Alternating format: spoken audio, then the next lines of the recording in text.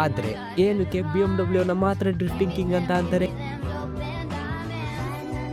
ಆತರ ಏನಿದೆ ಸೀಕ್ರೆಟ್? ಮರ್ಸಡಿ ಮತ್ತೆ ಆಡಿ ಅಂತ ದೊಡ್ಡ ದೊಡ್ಡ ಬ್ರ್ಯಾಂಡ್ BMW ನ ಮುಂದೆ ಏನು ಅಲ್ಲ. ಡ್ರಿಫ್ಟಿಂಗ್ ಅಂತ ಅಂದ್ರೆ ನೋಡಿ, BMW ನ ಹತ್ರ ಒಂದು ಸೀಕ್ರೆಟ್ ವೆಪನ್ ಇದೆ, ಅದ್ರ ಹೆಸರು 50-50 ವೇಟ್ ಡಿಸ್ಟ್ರಿಬ್ಯೂಷನ್. ನೀವು ಯಾವಾಗ BMW ಅಲ್ಲಿ ಡ್ರಿಫ್ಟಿಂಗ್ ಸ್ಟಾರ್ಟ್ ಮಾಡ್ತಿರೋ, ಗಾಡಿ ತುಂಬಾನೇ ಚೆನ್ನಾಗಿ ಬಿಹೇವ್ ಮಾಡುತ್ತೆ. ಕಾರ್ ಮತ್ತೆ ಡ್ರೈವರ್ ಗೆ ಇಬ್ಬರಿಗೂ ಗೊತ್ತಿರುತ್ತೆ ಏನ್ ಮಾಡ್ಬೇಕು ಅಂತ.